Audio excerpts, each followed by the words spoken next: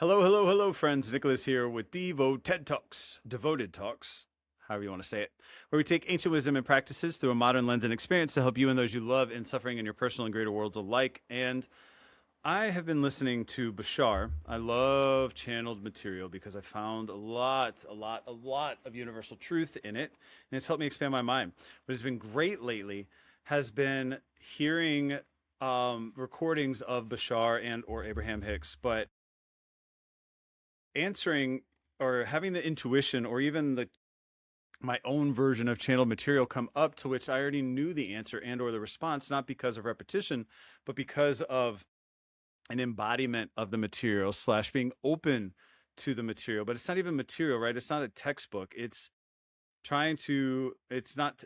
is tapping into and or opening the blocks from all the things that we have left when we came into embodiment as far as universal knowledge and truth and wisdom and experiences, right? We can only understand at the magnitude of our consciousness right here, right now. And our magnitude is a human body, but we are part of the human race. But we are also part of minute communities around the globe in particular areas to which also have unique attributes, to which we then are a part of the earth as a as an organism living with, you know, its different systems and organelles and cells in the body, and we are part of that greater system. And so the magnitude of consciousness, or the order of magnitude to which you are experiencing life, can be accessed up and down through meditation and through focus. However, we are not meant to be at a God level of consciousness right now, because if we were, we would be there, but rather we are here in this physical plane. Because if you're listening to this right now, I would think you're in the physical plane, but maybe this digital transmission out into the interwebs are being picked up by somebody who is not embodied. I don't know, right? If I've learned anything in my 42 years of existence, uh, it is that I don't know what is outside of my experience and what is outside of my intuition, that is inner, like in an inner voice informing my experience right then and there. And sometimes I know more and sometimes I know less, but it is the wisdom to know the difference that is and has been my most powerful tool. And really what I want to, point out today, discernment is important. Discernment is how we are better able to navigate life without so many pitfalls.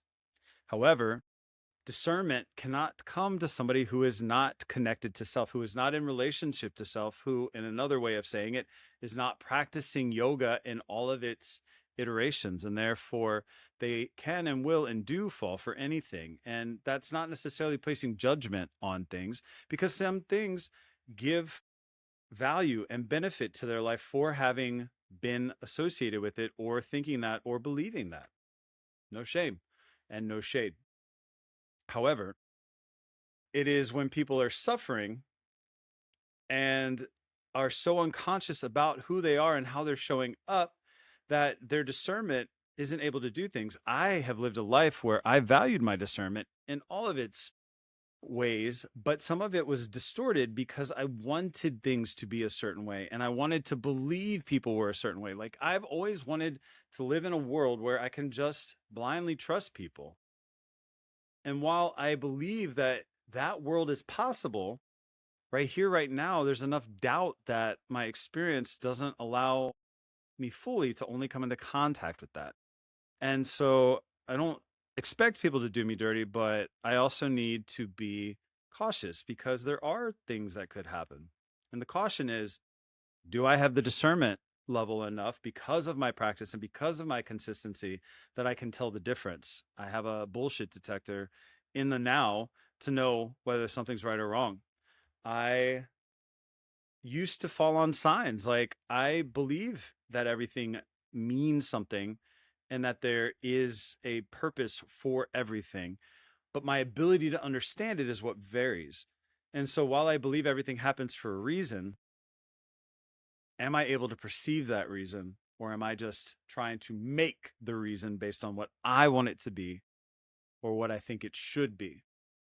And so discernment is going to be directly related to your embodiment, into your alignment with self, right? When we're misaligned, everything's going to be distorted. It's like music. When two notes are not in tune, they make a dissonant sound that goes whoop, whoop, whoop, whoop, whoop, whoop, whoop, whoop, whoop, right? And that's kind of what it feels like when you're interacting with a situation or trying to make a decision and you don't know, and you get very sped up about it, spun up about it internally. And so I've gotten better, and I'm not great at it, but taking a step back and deciding, like, I don't decide in the moment whether I'm going to buy something or whether I'm going to do something. I literally say, I will take 12 to 24 hours to make my decision, and then see if I still want it when I leave, and kind of reevaluate. Because in the moment, man, I am on fire. I'm like, let's do it. That's a very Sagittarian thing, right? YOLO, let's go. And that's okay. But I know that about myself. And so I'm able to put up safeguards that help not mitigate, but yes, mitigate, fallout from habits that I have. And recognizing that I have those habits, and maybe one day they'll be gone, and or one day I will have enough discernment because I'm that well meditated and embodied that I can easily tell the difference. But I don't think life is about coming in and being perfect. And it's not necessarily about getting perfect. It's about the experience of going, oh, wow, I missed the mark. I'm really trying to get it in there. One of the things you could most benefit from is getting the discernment to understand what the game really is. Not necessarily your soul's purpose, but yeah, that could help. But what the life game is about, not necessarily going and searching it and or having other people explain it to you, but really digging into what is the purpose of this, and maybe meditating on it to see what comes up for you, and then seeing if you align with that. I really resonate with Bashar and channel material because they offer things that help me notice, right? Like when I feel bad, I go, what would have to be true for me to feel this way? I got that directly from Bashar, and it works so good because I can then analyze and see whether I'm living in fear, or if I'm living in love, or if I'm all spun up, or I'm thinking about things that aren't even relevant. So I do that a lot too, right? Sometimes I spin up fights in my head over nothing, and or taking future fights that never aren't going to happen, or reworking old interactions into a new fight and be like, yeah, what now? Right? Being human sometimes is worth an eye roll. It's just like, but that eye roll doesn't mean that I don't love myself. That eye roll doesn't mean that I think less of myself. It's just that, like, right? Like this morning, somebody said something in a text message, and I was like, really? And then he said something else after that that caught me by surprise, but also made me go, really? But it was funny to watch in real time as what I thought was happening got negated, but at least by word. But I don't think what I sensed is not happening. I think there's different layers there, and that's so vague. And you know what? When it comes to talking with people and potentially dating or doing things, it's like that. And so I roll my eyes because I'm like, why did this even come up now? Right. And I got the sense that this person doesn't trust themselves to not hold, or to hold to some agreement they have with themselves. I think that's what I was sensing. And so I'm like, yeah, sure. I get it. You're not interested in anybody. Yeah, okay. Sure. Right. And I'm not saying that to negate that, but my discernment's there. And so I cannot fight somebody tooth and nail against what they believe. I can just stand firmly in mine.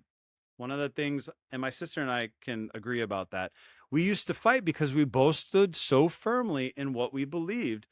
And I would argue to defend my position, not because I thought I was right, but because I didn't have anything else.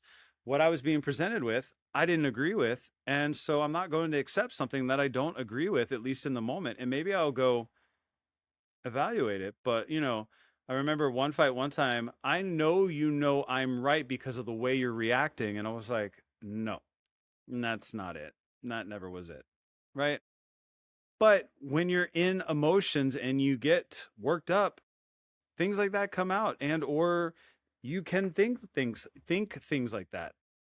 But it's neither here nor there. It's just about having the discernment to at least either recognize, oh, I'm emotional. Maybe I should wait till I'm not as emotional, or on a hair trigger before responding or before engaging in this, or having the discernment to know, you know what, sometimes this is how it goes with this particular person. And so I'm going to let them do their thing. And then when we come back to it later, we'll see where it stands, right? I'm not going to push against people to fight for something, but I'm also not going to let somebody project something onto me. And I don't accept projections on myself, right? Well, I didn't know what your intentions were. It's because I didn't state them, and you didn't ask them either. So you don't really have much to stand on outside of you just wanted to express yourself, which is cool. But what if that changes in the next 5 minutes based on our conversation? Is it going to still be true later? Because if you tell me something and I believe you, then it changes it for me. Like if people tell me they're not interested, I'm like, okay, bye. I have no problems doing that. It doesn't mean that I don't want an engagement or to hang out or whatever. But if you tell me something, I just want to be able to go, all right, I believe what you said because you said it. Because why would you say something if it wasn't true? But people do because they're unconscious. And that is the crux of all of this. The discernment is to know your level of consciousness and where you stand with certain topics to be able to show up fully or within full countenance of yourself, so that you're not projecting things out on people and or running your mouth saying things that aren't actually true or will change just as quickly as you said them right then. But again, that comes with practice, that comes with relationship to self and regular practice with self, whether it's through movement, whether it's through mind work, whether it's through spirit work, or whether it's all three. It's all working together to help you be well and be free.